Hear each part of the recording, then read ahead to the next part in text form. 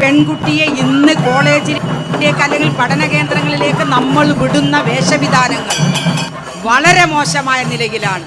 നിങ്ങൾ കോളേജിന്റെ ക്യാമ്പസുകളിലെ ഗേറ്റിൽ നിങ്ങളൊന്ന് വന്നു നിൽക്കണം. ഇന്ന് കോളേജിൽ ഏറ്റവും കൂടുതൽ നമ്മളെ വഷളാക്കിക്കൊണ്ടിരിക്കുന്ന മറ്റൊരു വിഷയമാണ് തലയിലെ തട്ടം. നിങ്ങൾ ശ്രദ്ധിച്ചിട്ടുണ്ടോ എന്നറിയില്ല. ബ്രണ്ണൻ കോളേജിലെ അധ്യാപികയുടെ ഭർത്താവിൻ്റെ ഒരു വോയിസ് ഉണ്ടായിരുന്നു എൻ്റെ മൊബൈലിലേക്ക്.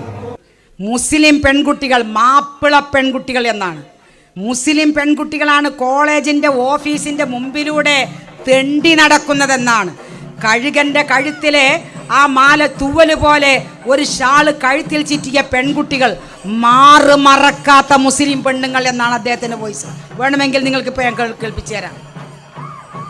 എത്ര ഖേദകരമായ സംഭവമാണ് നമ്മുടെ കുട്ടികൾ ചെയ്യുന്നതെന്നറിയോ? മഫ്തടാൻ നമ്മൾ ഒരുപാട് വർഷത്തോളം പ്രസംഗിച്ച് നമ്മുടെ നേതാക്കന്മാർ മുഴുവനും ഒരു പെൺകുട്ടി തലമറക്കാൻ വേണ്ടി ആ തലമറച്ചത് പിന്നീട് മഫ്തയുടെ 3 കോണുള്ള മഫ്തയുടെ 1 കോണ് തോളിലേക്കിട്ട് പോകാൻ തുടങ്ങി. ഇപ്പൊ നമുക്ക് മഫ്തയല്ല, ഇപ്പൊ എന്തായാലും ശരി അത് കഴുത്തിന് മാത്രം. അതെങ്ങനെ എന്നും പറഞ്ഞുകൊണ്ടേയിരിക്കും. പണ്ട് മുതലേ ഞാൻ കേൾക്കുന്നത് ഇതാണ്, മിൻഹ അവിടെ മറക്ക്, മിൻഹ ഈ ഷാൾ ഇങ്ങോട്ട് ഇറക്ക്, മിൻഹ ഷാൾ അങ്ങനെ ആക്ക്. അപ്പോൾ പണ്ട് മുതലേ ഞാൻ കേൾക്കുന്നത്, എനിക്ക് ഇത് ഭയങ്കര ബോറായി. എൻ്റെ ഫാമിലി മാരേജ് കല്യാണങ്ങളൊക്കെ വരുന്ന സമയത്ത് ഞാൻ മാത്രം ഉണ്ടാവും ഒരു പെൺകുട്ടി ഷാൾ ചുറ്റിയിട്ട് ഒരു പർദ്ദയോ അല്ലെങ്കിൽ ഒരു ഫുൾ കൈ ഡ്രസ്സോ ലൂസ് ഡ്രസ്സ് ഇട്ടിട്ട് നിൽക്കുന്ന ഒരു പെൺകുട്ടി. ബാക്കി എല്ലാവരും മേക്കപ്പ് ഇട്ട് ഷാളില്ല ഫുൾ ഹെയർ സ്റ്റൈലൊക്കെ ചെയ്ത് നിൽക്കുന്ന സമയത്ത് എനിക്ക് സങ്കടമായിരുന്നു. കാരണം അവരെല്ലാവരും നല്ല മോഡേൺ ആയിട്ട് നടക്കുന്നു, ഞാൻ മാത്രം ഷാളിട്ട് മഫ്തയിട്ട്. കാരണം ആളുകൾ കാണുമ്പോൾ പറയും നല്ല ഇസ്ലാമിക ആയിട്ടുള്ള കുട്ടി, പക്ഷേ എൻ്റെ മനസ്സിൽ ഇതൊന്നും ആയിരുന്നില്ല. എനിക്കിങ്ങനെ മോഡേൺ ആയി നടക്കാൻ പറ്റുന്നില്ല ഒരു ചിന്തയായിരുന്നു. കഴുത്തിന് മാത്രമുള്ളൊരു വേഷമായി നമ്മുടെ ഉമ്മമാരും കുട്ടികളും പെൺകുട്ടികളും ഇതുപോലെ വീടുകളിൽ നിന്ന് ഇറങ്ങുന്നു എന്നുള്ളത് നമ്മുടെ സങ്കടം നമ്മളോടാ പറയാൻ പറ്റുള്ളൂ. നിങ്ങൾ അങ്ങനെ ഇട്ടു എന്നല്ല ഞാനീ പറഞ്ഞതിൻ്റെ അർത്ഥം. മറക്കാൻ വേണ്ടി പരിശുദ്ധ ഖുർആൻ ഇറങ്ങിയത് ജാഹിലിയൻ കാലഘട്ടത്തിലുള്ള സ്ത്രീകൾ അഴിഞ്ഞാടിയതാണ്. ജാഹിലിയത്തിലുള്ള സ്ത്രീകളുടെ അഴകിനെ കുറിച്ചാണ് ഇമ്രുൽ കൈസ് പോലെയുള്ള കവികൾ കവിതകൾ രചിച്ചത്. ആ തിന്മയെ ദൂരീകരിച്ചുകൊണ്ട്, ആ തിന്മയെ തടഞ്ഞുകൊണ്ടാണ് പരിശുദ്ധ ഖുർആൻ ഇറങ്ങിയത്.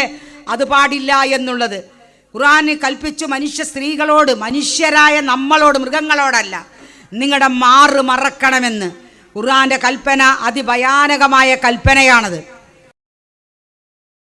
The women of the Prophet sallallahu alaihi wasallam, by that I mean the women who were first there, who heard these verses first, their response when they heard the verse was an immediate tearing of fabric that they had embroidered and stitched.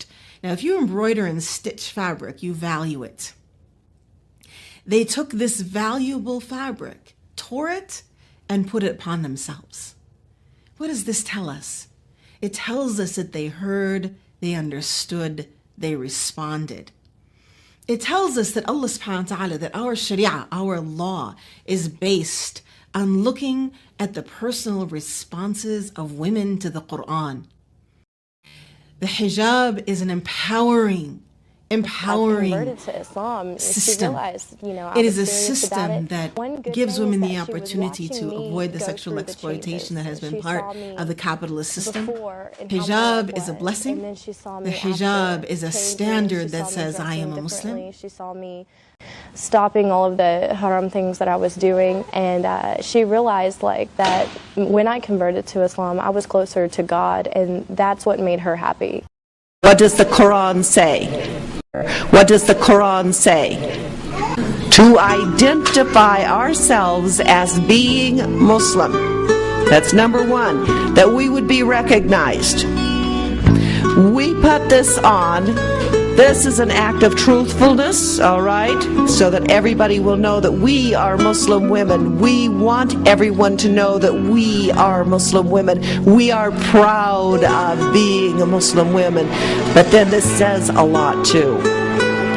See, what this tells everyone who sees me is what stands before you is a woman of enormous strength, enormous courage and integrity. This woman will not lie. She will not cheat. She will not deceive. She will be the best employer, the best employee, the best friend, the best advisor, the best counselor. That's a Muslim woman. You can trust her. And it's a warning. It looks up here and it tells to everybody what stands before you is a woman who knows her worth. She knows her value. She is not a toy. So don't even try to play with her. This is a woman you take serious. See, my hijab lets people know straight up front that I want to be set apart from everyone else. I want you to know who I am, and this is what you have a right to expect from me. Read the Quran, read it again, read supporting literature. Couldn't believe what I was reading because the Quran makes it perfectly clear, crystal clear, that women are equal in spirituality, worth and education. And as a feminist, I found this quite breathtaking. Really learning about Prophet Muhammad, peace and blessings be upon him, was just reminded me so much of what I learned about Jesus. My first encounter with Islam was the concept of hijab. And I learned more about Islam and became a Muslim. The hijab has been defined and described by many people in many different ways. I personally don't like the descriptions that talk about, but rather the verses of Quran that speak to us of hijab speak to us of empowerment. And yu'rifna wa la yu'dain. That we should put on this scarf, wear our hijab, in order that we might be known. We stand as a standard for our religion, a standard that stands strong and calls to all and says, I am a Muslim woman. I am a religious woman. I am a woman of faith. I stand for a certain way of thinking, a certain way of belief.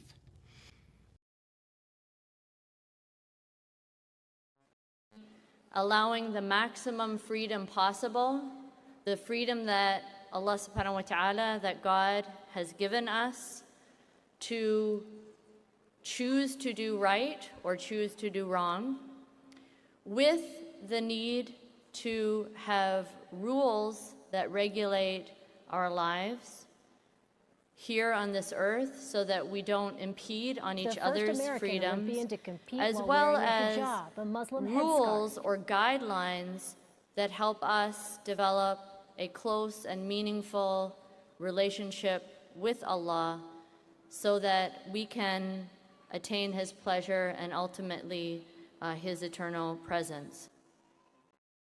നല്ല മുസ്ലിം പെൺകുട്ടി ലോകത്ത് തന്നെ മാറ്റിമറിക്കാൻ പറ്റുന്ന ഒരുപാട് മുസ്ലിം പെൺകുട്ടികൾക്ക് ഒരു role മോഡലായി തീരാൻ പറ്റുന്ന എന്നൊരു തരത്തിലുള്ള ഒരു തോട്ടാണ് എനിക്ക് ഉണ്ടായിരുന്നത്.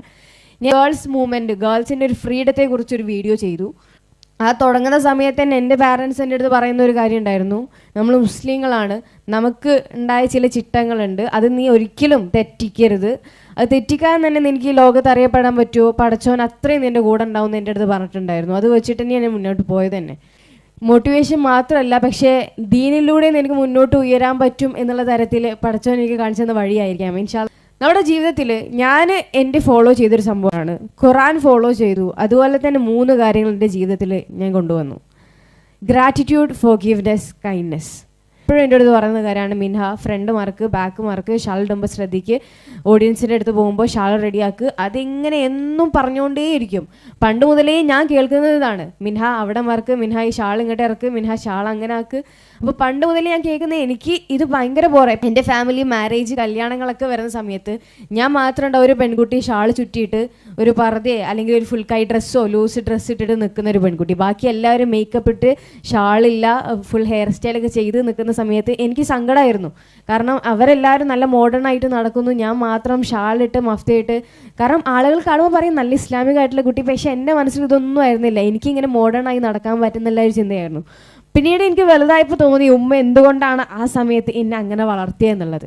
മാഷാ അല്ലാഹ് ഇപ്പോൾ എനിക്ക് എൻ്റെ ഒരു ഷാളിൻ്റെ രീതി അല്ലെങ്കിൽ എൻ്റെ ഡ്രസ്സിങ് സ്റ്റൈൽ എനിക്ക് മാറിയ എനിക്ക് എന്നെ ഭയങ്കര അൺകംഫർട്ടബിളാണ്. ബിക്കോസ് ഞാൻ അങ്ങനെ വളർന്നു വന്നു, എൻ്റെ പാരൻസ് എന്നെ അങ്ങനെ വളർത്തി. അതിൽ ഞാൻ ഇപ്പോഴും അഭിമാനിക്കുന്നു അവരെ കുറിച്ച് ഓർത്തിട്ട്.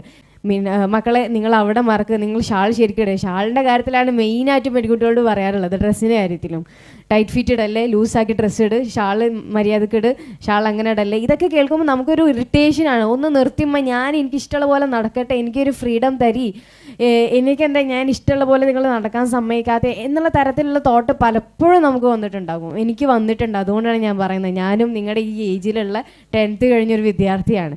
അപ്പോൾ എന്നെ സംബന്ധിച്ചിടത്തോളം എൻ്റെ പാരൻസ് എൻ്റെ അടുത്ത് എത്രത്തോളം പറഞ്ഞിട്ടുണ്ടോ അത്രയും ദേഷ്യം എനിക്ക് എൻ്റെ പാരൻസിനോട് വന്നിട്ടുണ്ട്. പക്ഷേ ഞാൻ ഒരിക്കലും അവരുടെ അടുത്ത് നോ പറഞ്ഞിട്ടില്ല. ഉമ്മ എന്താണോ പറഞ്ഞിട്ടുള്ളത് അത് ഞാൻ സ്വീകരിച്ചു. അതിലൂടെ ഞാൻ മുന്നോട്ട് പോയി റാഹത്തായി പടച്ചോൻ്റെ രീതിയിൽ, പടച്ചോൻ ഇഷ്ടപ്പെടുന്ന രീതിയിൽ മുന്നോട്ട് പോയോണ്ടായിരിക്കാം പടച്ചോൻ എനിക്ക് ഈ ഒരു അനുഗ്രഹം തരുന്നതും ഈ ഒരു നല്ല വേദികൾ തരുന്നത്. മാഷാ അല്ലാ. കുട്ടികളെന്ന നിലക്ക് നമ്മളതിൽ സ്ട്രോങ് ആയിട്ട് നിൽക്കുക.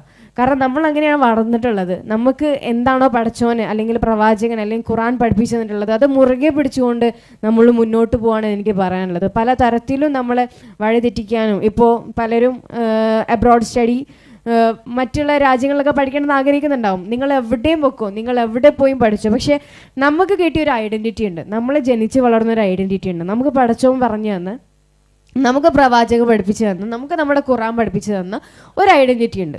അതൊരിക്കലും മാറ്റാതെ നമ്മൾ അതിലും മുറുകെ പിടിച്ചുകൊണ്ട് പോയാൽ നമുക്ക് ഈ ലോകത്തും വിജയം ഉണ്ടാവും, പരലോകത്തും വിജയം ഉണ്ടാവും. അവിടെയാണ് നമ്മൾ വിജയിക്കുന്നത്. പടച്ചോൻ നമ്മളെ അനുഗ്രഹിക്കണം, അല്ലെ പടച്ചോൻ്റെ രീതിയിൽ മുന്നോട്ട് പോകണമെന്നുണ്ടെങ്കിൽ പടച്ചോൻ പറയുന്ന രീതിയിൽ നമ്മൾ ജീവിക്കണം. 5 വക്ത് നമസ്കരിക്കണം, ഖുറാൻ ഓതണം, പടച്ചോന് വേണ്ടി പ്രാർത്ഥിക്കണം. 5 വക്ത് നമസ്കാരം എന്ന് പറയുന്നത് പടച്ചോൻ നമ്മളെടുത്ത് പറഞ്ഞു തന്നിട്ടുള്ളതാണ്. അതൊരിക്കലും മാറ്റി വയ്ക്കാതിരിക്കുക. നമ്മൾ ഇസ്ലാമികമായിട്ട് മുറുകെ പിടിച്ചുകൊണ്ട് മുന്നോട്ട് പോയാൽ നമുക്ക് നല്ലൊരു വിജയം ഈ ലോകത്തും പരലോകത്തും. ഞാൻ ഏത് മോട്ടിവേഷൻ ക്ലാസ്സിന് പോയാലും ഏത് തരത്തിലുള്ള എന്ത് ക്ലാസ്സിനായിക്കോട്ടെ ഞാൻ പറയുന്നത് ഇത് തന്നെയാണ്. നിങ്ങൾ ഈ ലോകത്തും പരലോകത്തും വിജയിക്കുന്ന രീതിയിൽ നിങ്ങൾ മുന്നോട്ട് പോവുക എന്നുള്ളതാണ് ഞാൻ പറയുന്നത്. ഞാൻ മനസ്സിലാക്കിയെടുത്തോളം ഏത് മോട്ടിവേഷൻ സ്പീക്കേഴ്സ് ആയിക്കോട്ടെ അവരൊക്കെ എടുക്കുന്നത് എന്താണ്? ഖുറാനാണ്. അപ്പോൾ നമുക്ക് ഒരുപാട് അഭിമാനത്തോടെ പറയാം, ഞാൻ മുസ്ലിമായി ജനിച്ചു, ഞാൻ മുസ്ലിം പെൺകുട്ടിയായി ജനിച്ചു, എനിക്ക് ഇനി ഇത് ഈ ഒരു മറവോടുകൂടി എനിക്ക് ഈ ഒരു ചിട്ടിയോടുകൂടി മുന്നോട്ട് പോകണം എന്നുള്ള നമുക്ക് അഭിമാനത്തോടെ നമുക്ക് പറയണം. അവിടെയാണ് നമ്മളെ വിജയം എന്ന് പറയുന്നത്.